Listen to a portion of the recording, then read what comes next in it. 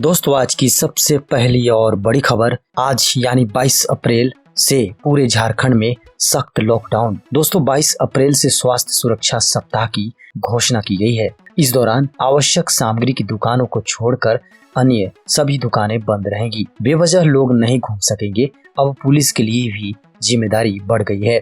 सख्ती को लेकर सभी जिलों में अतिरिक्त पुलिस बल तैनात कर दिया गया है। बस अड्डे, रेलवे स्टेशन और भीड़ भाड़ वाले इलाकों पर अतिरिक्त पुलिस बल तैनात किया जा रहा है। प्रवासी मजदूरों के लिए बड़ी खबर निकल कर आ रही है। प्रवासी मजदूरों के लिए फिर से जारी हुआ हेल्पलाइन नंबर। दोस्तों प्रवासी मजदूरों के लिए एक बार फिर से हेल्पलाइन नंबर जारी की गई है। हेल्पलाइन नंबर राज्य प्रवासी नियंत्रण कक्ष यानी कंट्रोल रूम की ओर से जारी की गई है, जिसमें झारखंड के या झारखंड के बाहर रहने वाले मजदूर अपनी समस्या दर्ज करा सकते हैं। जी हाँ, हेल्पलाइन नंबर श्रम कंट्रोल रूम की ओर से इसके लिए व्हाट्सएप और लैंडलाइन नंबर जारी की गई है, जिसमें लैंडलाइन में 0651248105 और 065124800058 और 065124800083, 065124820052, 065124811037, 065124811188 है। वहीं व्हाट्सएप नंबर में 9470132591 है। झारखंड में आज से 4 घंटे ही खुलेंगे बैंक, 2 बजे के बाद नहीं होगा काम। दोस्तों झारखंड में अब 4 घंटे यानी सुबह 10 बजे से लेकर दोपहर 2 बजे तक ही काम होंगे। बैंकों में दोपहर लंच के बाद काम नहीं होगा। कोरोना संक्रमण को देखते हुए राज्य स्तरीय बैंकर समिति की तरफ से यह फैसला लिया गया है। इस संबंध में सभी बैंकों को सर्कुलर भेज दिया गया है। हालांकि इस दौरान एटीएम और डिजिटल बैंकिंग प्रभावित नहीं होगी। Cash loading, vendor, data centre, data recovery centre, service bank, branch, bank treasury office पहले की तरह ही काम करेंगे। डबल के बाद अब कोरोना के ट्रिपल म्यूटेशन वाले वेरिएंट ने बढ़ाई चिंता। दोस्तों ऐसा माना जा रहा है कि भारत में कोरोना के ट्रिपल म्यूटेशन वाले वेरिएंट ने दस्तक दे दी है। ट्रिपल म्यूटेशन यानी कोरोना के 3 अलग अलग स्ट्रेन का मिलकर एक नया वेरिएंट बनना। देश के कुछ हिस्सों में कोरोना का यह ट्रिपल म्यूटेशन वेरिएंट मिलने की खबर है। एनडीटीवी की खबर के अनुसार महाराष्ट्र, दिल्ली और पश्चिम बंगाल में यह ट्रिपल म्यूटेंट वायरस मिला है। वैज्ञानिकों का मानना है कि दुनिया भर में कोरोना के तेज रफ्तार से बढ़ते मामलों की वजह से इसके नए वेरिएंट ही हैं। ऑक्सीजन की कमी से अब नहीं होगी कोई मौत, टाटा ग्रुप ने किया ये ऐलान। दोस्तों देश में कोरोना संकट के बीच ऑक्सीजन की कमी से मरीज और उनके परिजन लाचार घूम रहे हैं। कई राज्यों में ऑक्सीजन नहीं मिलने के कारण कई मरीजों की मौत तक हो गई है और ये आंकड़ा तेजी से बढ़ता नजर आ रहा है। ऐसे में टाटा समूह ने मदद के लिए हाथ आगे बढ़ाया है।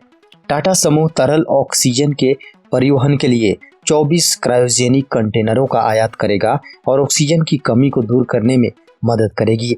सोशल मीडिया पोस्ट शेयर करते हुए बताया गया कि टाटा समूह तरल ऑक्सीजन के परिवहन के लिए 24 क्रायोजेनिक कंटेनरों का आयात कर रहा है। 22 अप्रैल से 29 अप्रैल तक देवघर मंदिर में श्रद्धालुओं के जाने पर रोक। देवघर में बाबा का द्वार 29 अप्रैल तक भक्तों के लिए बंद कर दिया गया है। 22 अप्रैल से ही यह लागू हो जाएगा। डीसी मंजुनाथ भजंत्री ने मंगलवार को जानकारी देते हुए कहा कि कोरोना वायरस का दूसरा फेज प्रथम फेज से अधिक घातक और जानलेवा है। ऐसे में जिला वासियों को स्वास्थ्य सुरक्षा व संक्रमण के रोकथाम, बचाव एवं संभावित प्रसार को रोकने के उद्देश्य से धार्मिक स्थल खुले रहेंगे, परंतु श्रद्धालुओं की उपस्थिति को प्रतिबंधित करने का निर्देश दिया गया है। टीकाकरण की नई शर्त, गाइडलाइन पालन करने वालों को ही लगेगा कोविड का टीका। राज्य सरकार ने 22 अप्रैल से 29 अप्रैल तक स्वास्थ्य सुरक्षा सप्ताह के तहत कई पाबंदियां लगाई हैं। इधर इन पाबंदियों के बीच स्वास्थ्य विभाग ने कहा है कि इसमें वैक्सीनेशन प्रभावित नहीं होगा। 22 अप्रैल से आरंभ होने वाले स्वास्थ्य सुरक्षा सप्ताह के क्रम में कोविड-19 टीकाकरण का कार्य जारी रहेगा। सभी योग्य लाभार्थियों से अनुरोध किया गया है कि सरकार द्वारा जारी सभी निर्देशों व समुचित व्यवहार का पालन कर वैक्सीन ले सकते हैं। स्वास्थ्य विभाग के अधिकारियों ने कहा है कि अगर वैक्सीनेशन के दौरान सेंटर में कोई कोविड निर्देशों का पालन नहीं करता है तो उसे उस दिन टीका नहीं लगाया जाएगा। वैक्सीनेशन के स्पेशल ड्राइव में हर दिन राज्य भर में 50,000 से ज्यादा लोगों को टीका लगाने का लक्ष्य रखा गया है। रांची रेल मंडल पर कोरोना का हमला, DRM समेत 196 कर्मचारी हुए संक्रमित। दोस्तों, कोरोना के बढ़ते मामले के बीच रांची रेल मंडल के 196 कर्मचारी संक्रमित हो चुके हैं। यह आंकड़ा बढ़ सकता है क्योंकि कई लोगों का कोरोना रिपोर्ट अभी आना बाकी है। अब तक 8 कर्मचारियों की मौत कोरोना वायरस के कारण हुई है। आरपीएफ इंस्पेक्टर RK तिवारी का निधन भी इलाज के दौरान बुधवार की सुबह हो गई है। मामले को लेकर DRM कुछ भी कहने से परहेज कर रहे हैं क्योंकि वह खुद कोरोना संक्रमित हो चुके हैं। शिक्षा मंत्री रमेश पोखरियाल कोरोना पॉजिटिव। 6 दिन पहले पीएमओ में प्रधानमंत्री मोदी के साथ बैठक थी। केंद्रीय शिक्षा मंत्री रमेश पोखरियाल निशंक कोरोना पॉजिटिव हो गए हैं। उन्होंने सोशल मीडिया पर इसकी जानकारी शेयर की। उन्होंने लिखा, कोरोना पॉजिटिव हो गया हूँ। मैं डॉक्टर की सलाह पर दवाइयाँ और इलाज करवा रहा हूँ। जो लोग पिछले कुछ दिनों में मेरे संपर्क में आए हैं उनसे अनुरोध है कि वह कोरोना के नियमों का पालन करें और खुद का टेस्ट कराएं। 6 दिन पहले यानी 14 अप्रैल को ही पोखरियाल ने प्रधानमंत्री नरेंद्र मोदी, शिक्षा मंत्रालय और CBSE के अफसरों के साथ प्रधानमंत्री कार्यालय में बैठक की थी। पारा शिक्षकों की गुहार, कोरोना में ड्यूटी को तैयार, लेकिन सरकार सुने हमारी भी। दोस्तों, कोरोना संक्रमण की रफ्तार तेज होने के बाद एक बार फिर से जिला प्रशासन शिक्षकों की ड्यूटी लगाना शुरू कर दिया है। शिक्षकों को विभिन्न अस्पतालों, कोरोना टेस्ट सेंटर से लेकर टीकाकरण स्थलों पर मजिस्ट्रेट के रूप में तैनात किया जा रहा है। एकीकृत पारा शिक्षक संघर्ष मोर्चा के रांची जिला अध्यक्ष मो शकील ने कहा कि इस संकट की घड़ी में रांची जिले के पारा शिक्षक जिला प्रशासन के हर कदम के साथ खड़ा है, लेकिन ऐसे में कई जगह है जहां संक्रमण फैलने की पूरी संभावना है। ऐसे में ड्यूटी पर लगे पारा शिक्षकों के जान माल को नुकसान होने की ज्यादा संभावना है। पारा शिक्षक अल्प मानदेय भोगी हैं, जिसे मजिस्ट्रेट के रूप में प्रतिनियुक्त किया जा रहा है।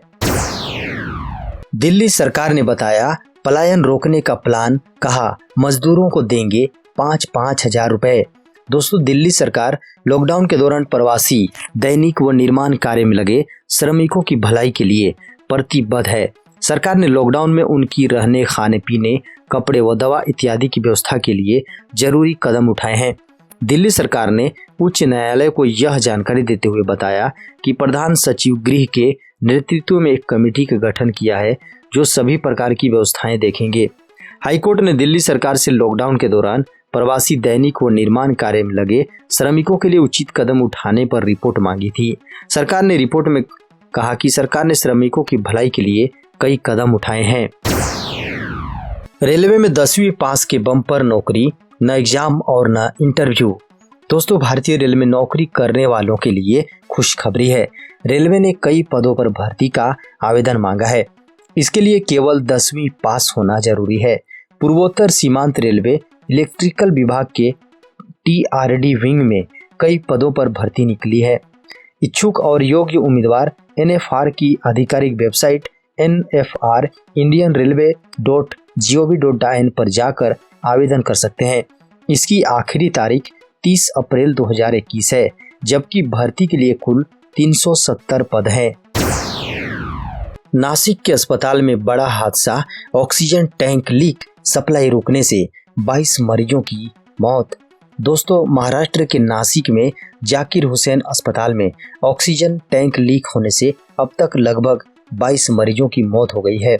स्थानीय प्रशासन के अनुसार लीकेज की वजह से ऑक्सीजन की सप्लाई करीब आधे घंटे तक ठप रही, जिससे 22 मरीजों की जान चली गई। सभी मृतक मरीज वेंटिलेटर पर थे। जिस समय अस्पताल में यह घटना हुई तब वहां 171 मरीज मौजूद थे। कई मरीजों को दूसरे अस्पताल में शिफ्ट किया गया है। छत्तीसगढ़ में 18 से ज्यादा आयु के सभी नागरिकों का मुफ्त टीकाकरण। दोस्तों, छत्तीसगढ़ में 18 साल से अधिक आयु के प्रत्येक नागरिक को मुफ्त में कोरोना का टीका लगाया जाएगा। राज्य के मुख्यमंत्री भूपेश बघेल ने घोषणा की। उन्होंने बताया कि राज्य में 1 मई से 18 साल से अधिक आयु के सभी नागरिकों को कोरोना टीका मुफ्त में लगाया जाएगा। उन्होंने ट्वीट कर इसकी जानकारी दी।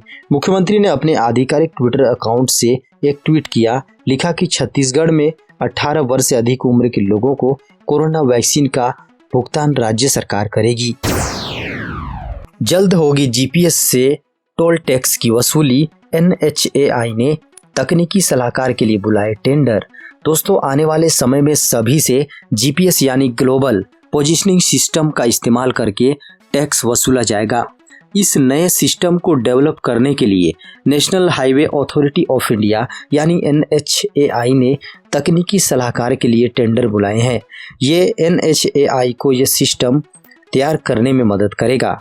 केंद्रीय सड़क परिवहन मंत्री नितिन गडकरी ने मार्च में संसद में कहा कि अगले 1 साल मौजूदा टोल कलेक्शन सिस्टम को पूरी तरह से खत्म कर दिया जाएगा, यानी मौजूदा टोल प्लाजा हटा दिए जाएंगे। इसकी जगह पर टोल कलेक्शन के लिए नया सिस्टम बनाया जा रहा है। केंद्र सरकार ने दिल्ली का ऑक्सीजन का कोटा बढ़ाया। सीएम केजरीवाल ने दी जानकारी। दोस्तों, ऑक्सीजन की कमी से जूझ रहे दिल्ली के अस्पतालों और कोरोना के मरीजों के लिए एक राहत की खबर है। केंद्र सरकार ने दिल्ली को मिलने वाली ऑक्सीजन का कोटा बढ़ा दिया है। दिल्ली के मुख्यमंत्री अरविंद केजरीवाल ने इस संबंध में ट्वीट कर बताया है कि जानकारी के अनुसार केंद्र सरकार ने दिल्ली का ऑक्सीजन कोटा बढ़ाकर 378 मैट्रिक टन रोजाना से 480 मैट्रिक टन हर दिन कर दिया है। आपको बता दें कि दिल्ली सरकार ने एक दिन पहले ही जानकारी दी थी कि किस अस्पताल में कितनी ऑक्सीजन बाकी है।